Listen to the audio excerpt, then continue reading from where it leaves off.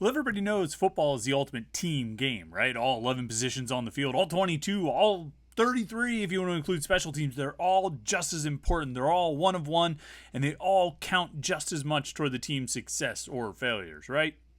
Well, what if we told you that one position was probably kind of more important than others? And we're not just talking about quarterbacks, we're talking about defense. And what very well might be the most important position on Pitt's defense and why it's so crucial this season. We got a lot to talk about here on the Morning Pitt. YouTube.com/Panther-Lair.com. All right, it's Tuesday. It's the Morning Pitt. It's YouTube.com/Panther-Lair.com. Glad to get this week rolling. Hope you had a good start to it yesterday. On Monday, of course, I'm Chris Peak from Panther-Lair.com. Website Panther-Lair.com. Pittsburgh.rivals.com. The most comprehensive source of Pitt sports news on the internet. Football, basketball, and recruiting. You can find it all at Panther-Lair.com and message boards to interact with hundreds and thousands of other Pitt fans all day, every day. It's going on right there at Panther-Lair.com. Panther-Lair.com. And then, you know, of course, what I'm going to ask you to do next, right? Like this video and subscribe to our YouTube channel. YouTube channel is youtube.com/Panther-Lair.com. And, yeah, there's a lot of video content there. These Morning Pit videos Monday through Friday. We have practice highlights as training camp continues. This is the final week, so we're going to have videos from training camp there on youtube.com/Panther-Lair.com. Pat Narduzzi press conferences, post-game interviews, all kinds of stuff that you find right here at youtube.com/Panther-Lair.com. So like this video and subscribe to our YouTube channel to make sure you... Oh, and the live show. I knew I was leaving something out as I was going through that whole spiel. I was like, what am I forgetting? There's something else I didn't mention. It was the live show. Every Wednesday night at 8:30 p.m., me and Jim Hammond get together and talk about Pitt sports. We got a fun show planned for this week, actually. I'm looking forward to it. Going to quiz Jim on a lot of things. So that should be fun. And also get your takes on it as well.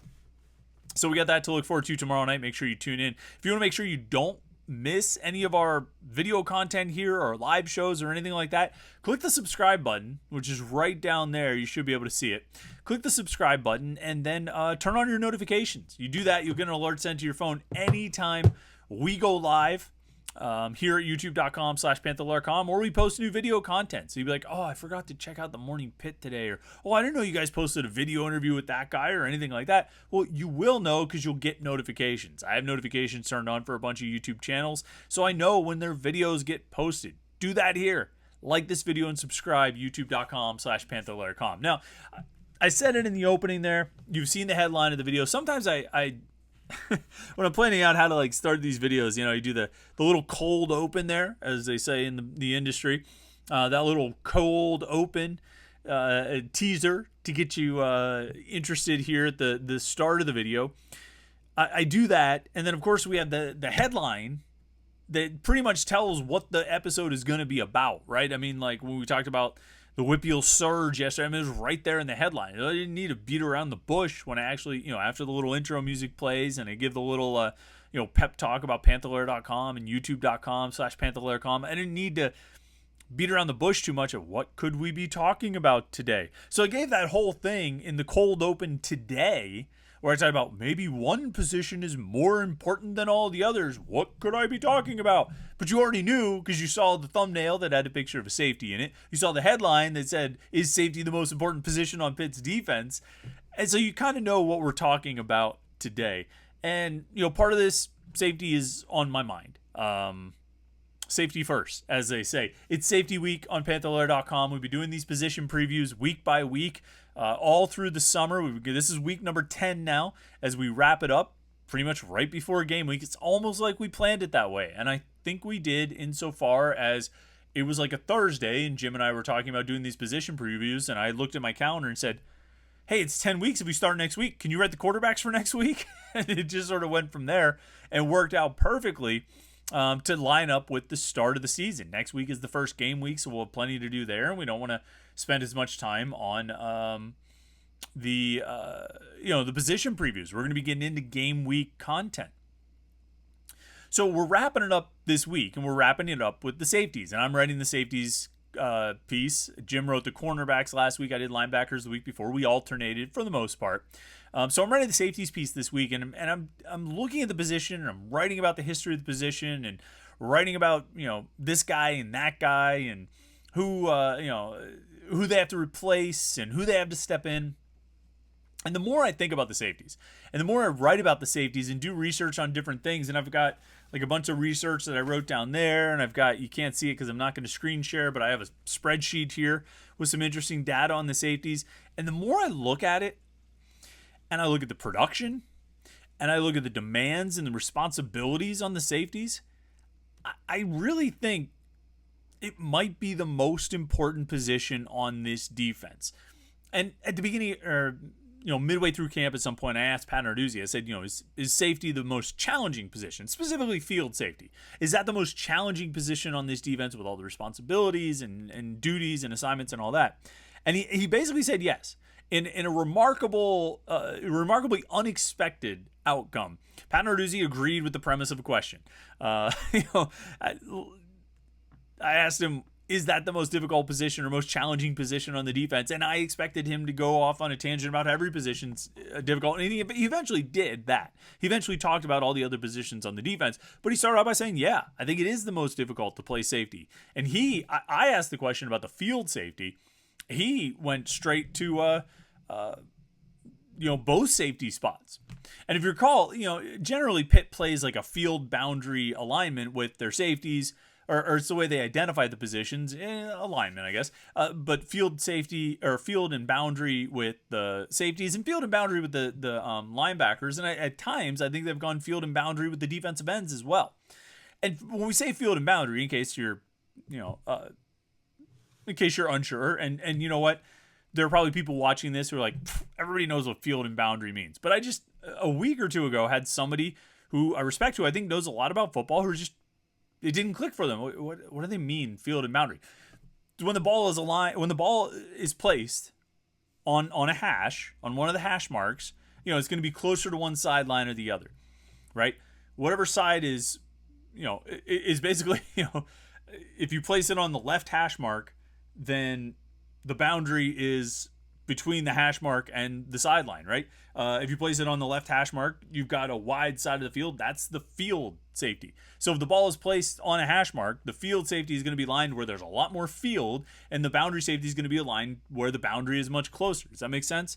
Star linebacker and money linebacker that way as well. Star linebacker is the field linebacker, lines up on the wide side of the field. Boundary linebacker is money linebacker, is the boundary linebacker. Lines up on the short side of the field. There's some carryover from strong and free safety, strong and weak linebacker. Generally speaking, the field safety is sort of a classic free safety, a center field safety. Particularly in this defense, the boundary safety is a strong safety who often lines up pretty close in the box. I mean, both of the safeties often find themselves like 7 yards off the line of scrimmage. The boundary safety is very much involved in sticking their nose in, being part of run support in addition to the pass coverage responsibilities. And I think this was laid, it was laid bare for all to see right from the get-go in 2015 when Pat Narduzzi arrived. And some of us picked up on it, just sort of when he got hired, researching back through Michigan State's defenses and looking at how, look, every year a safety is the leading tackler. Well, in 2015, Narduzzi's first year at Pitt, Jordan Whitehead was the starter at boundary safety and led the team in tackles with 109 tackles. I'm not sure another Pitt defender has had 100 tackles since then under Narduzzi, but Jordan Whitehead, 109 tackles in 13 games, averaged 8.4 tackles per game. Now, that set the bar pretty high. No other safety has averaged more than 8 tackles per game, playing regular snaps, a full season under Narduzzi. But it was right there from the start that, this position is productive. 2016, Whitehead's playing that boundary safety again. He only has 65 tackles, but he only played 9 games. He averaged 7.2 tackles per game. He got hurt in the Clemson game, if you recall. He broke his arm pretty bad. Busted his arm up in a pretty bad way. He had a air cast on the field. But at that point, he was leading the team in tackles, and if he continued with his pace of 7.2 tackles per game, he would have led the team in tackles again in 2016. 2017, Whitehead actually moved to the field safety spot. If you recall, and Damar Hamlin was playing more of the boundary safety that year. Whitehead only played 9 games, but he had 60 tackles, averaged close to 7 tackles per game. He was third on the team in tackles that year. But again, averaging almost 7 tackles per game. Part of the reason he was third on the team is because he only played 9 games. In 2018, when Damar Hamlin was every game starter at field safety, he had 90 tackles, led the team, averaged 6.4 tackles per game. A year later, 2019, Paris Ford stepped into the boundary safety position, 97 tackles in 13 games, averaged 7.5 tackles per game. And it can go on where you see this productivity from those safety positions, particularly the boundary safety with the tackles, but both safety spots, very active, very productive, and very important. And if you look over Narduzzi's 8 seasons since 2015, I just looked at the top 2 safeties and tackles each year. And 1, 2, 3, 4, in 4 out of the 8 seasons, Pitt's leading tackler was a safety. Whitehead in 2015, Hamlin in 18, Paris Ford in 19, Damar Hamlin again in 2020. He averaged almost 7 tackles per game in 2020. In 2019, Ford and Hamlin back there were 1 and 2 on the team in tackles. Ford had 97, Damar Hamlin had 84. Ford averaged 7.5 tackles per game, and Hamlin averaged 7. I mean, 2 safeties, averaging 7 tackles per game. 2021, Brandon Hill and Eric Hallett were 2nd and 4th on the team in tackles, respectively. 2022, Hill and Hallett again 2nd and 3rd on the team in tackles, respectively. Every year you see this, and the only time that you really don't see safeties in the top 3 in tackles, like 2016, Terrence Webb had 66 tackles in 13 games. He was 4th on the team in tackles, and Jordan Whitehead was 5th on the team in tackles. He had 1 fewer. But again, Whitehead only played 9 games. 2017, Damar Hamlin in 9 games had 41 tackles. He was 5th on the team in tackles. But pretty much every other year, I mean, if you go 2018, 19, 20, 21, and 22, that's what, 18, 19, 20, 21, 22, that's 5 seasons.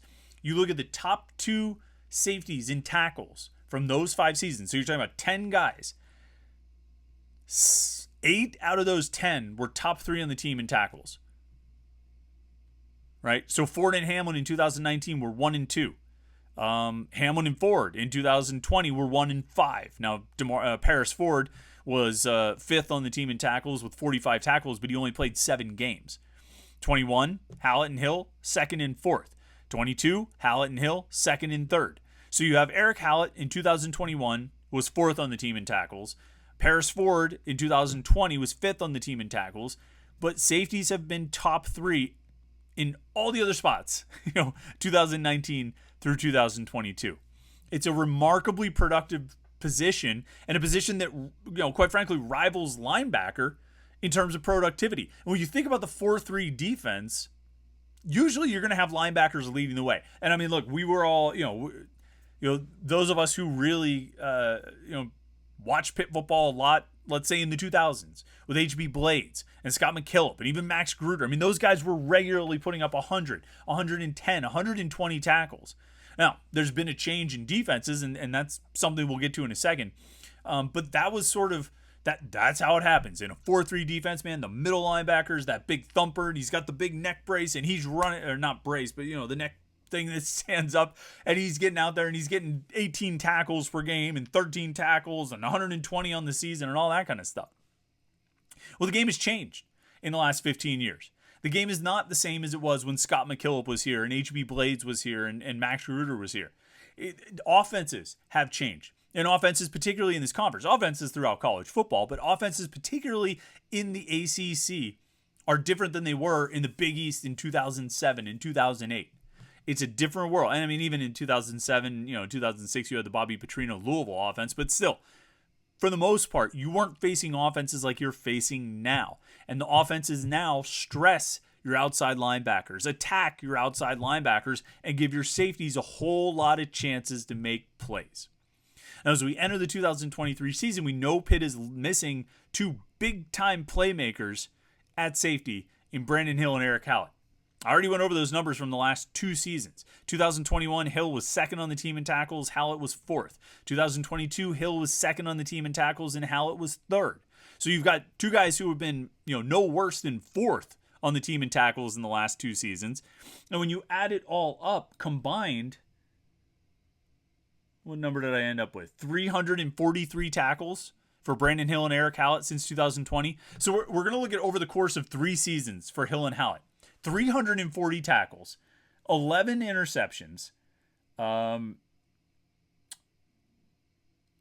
6 fumble recoveries, 5 forced fumbles, and 3 defensive touchdowns.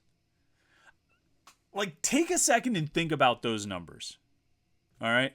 Take a second and think about 11 interceptions and 6 fumble recoveries.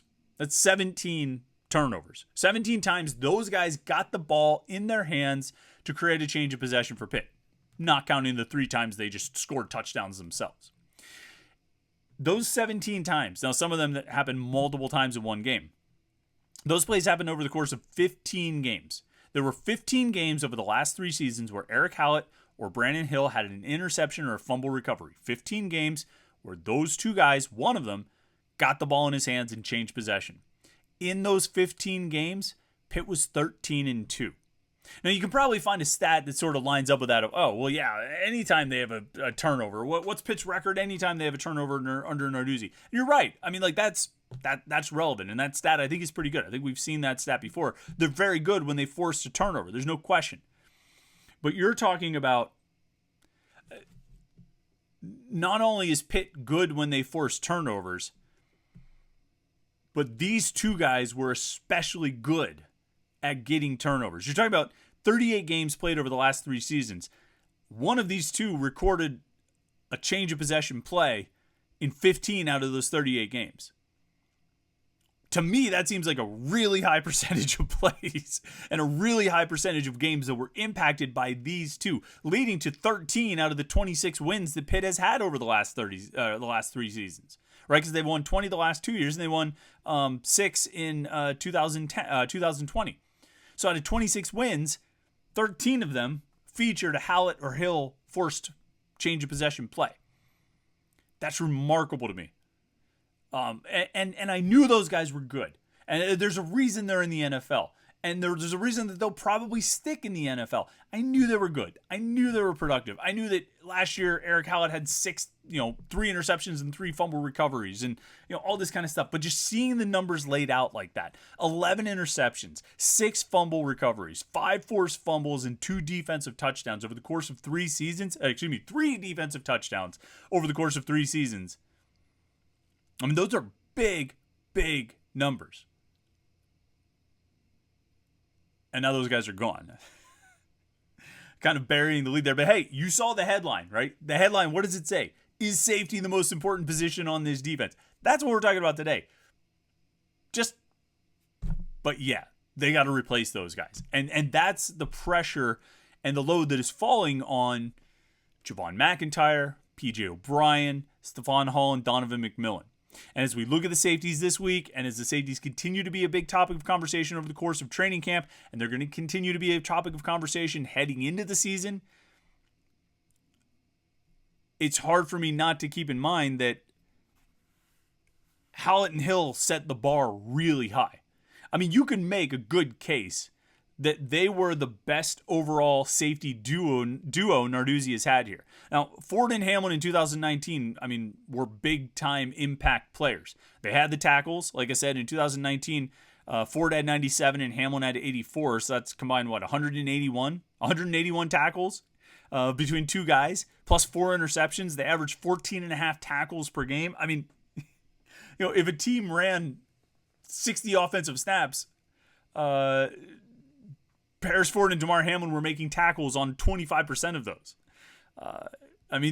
Huge season, and those guys were really, really good. I think if you look at the totality of their time playing together, if you were going to take Hallett and Hill or Hamlin and Ford, this is a great question for the message board. I got to remember that. I got to write this down. Who would you rather have, Hallett and Hill or Hamlin and Ford? I bite my thumb to show that I'm being pensive. I'm going to put this on the message board. We'll ask Jim about this tomorrow night on the live show, too. This is a great question. I might ask the media guys this question. Hallett and Hill or Hamlin and Ford? Put your answer in the comments on this. I'd like to hear what you have to say. Or better yet, go to the message boards and actually join the conversation on this, because I think it's a really interesting question. And I'm not so sure that the answer is obvious, that it's obviously Hammond and Ford. Despite the year they had, I think if you look at the totality of 2019 and 20, because you can't discount what happened in 2020. We can't discount those guys, you can't discount Paris Ford's departure. You can't discount the unsportsmanlike conduct penalty or excessive celebration or whatever it was in the Quick Lane Bowl, against Eastern Michigan. You can't discount some of the negatives that came with those guys, despite the highs being really, really high. But Howlett and Hill were really good together, and were really good over the last 2 years. Pitt won 20 games over the last 2 years. These guys had a lot to do with it. Hold on. 1, 2, 3, 4, 5, 6, 7, 8, 9, 10, 11, 12. So they had 14 interceptions or fumble recoveries over the course of 12 games in the last 2 seasons. And Pitt went 10-2 in those 12 games. So half of the wins over the last 2 seasons had an interception or a fumble recovery from these 2 guys. That's what Javon McIntyre and P.J. O'Brien and Steph Hall and Donovan McMillan are stepping into. And good luck to them. We'll talk about them more this week. We'll talk about the hype kind of around the safeties. Actually, we'll ask Pat Narduzzi. I'm going to be down there tomorrow for training camp. We'll ask him more about updates on the safeties. But, it's a tough position. They are tough positions. They're the last line of defense. And I keep saying this line that I came up with this summer of when the safeties make mistakes, it's measured in points, not yards. Because that's what's at stake. If you screw up, they're probably going to the house. And so you've got a lot riding on it. You can't make mistakes. You've got to know your assignments. You've got to get everyone lined up right. You've got to make all the checks and calls and things like that. And that's a lot of responsibility, particularly for inexperienced players like McIntyre, O'Brien, Hall, and McMillan. So they've got a lot. They've got a lot going on. And they've got a lot to live up to with the legacy of safeties over the last 2, 4, 8 years. So we'll see how that goes. Listen, we're going to definitely continue this conversation on Panther-Lair.com. This is an interesting question. I wonder if this is one of these questions where I think a lot about it and then everybody just says, no, idiot, the answer is obvious. But I don't even know which one would be the obvious answer here. Is it Hamlin and Ford, or is it Hallett and Hill? Because it's a lot you could say about both groups. All right, we'll bring these questions to the message board. Comment here your thoughts on that question, or go to the message boards and talk about it, Panther-Lair.com. Pittsburgh.rivals.com. Then, of course, make sure you like this video and subscribe to our YouTube channel. Thanks so much for tuning in today. Hope your week is off to a great start. And we'll be back tomorrow with more Pitt talk as the Panthers roll through the final week of training camp in the South Side. Stay tuned right here for the Morning Pitt on youtube.com/Panther-Lair.com.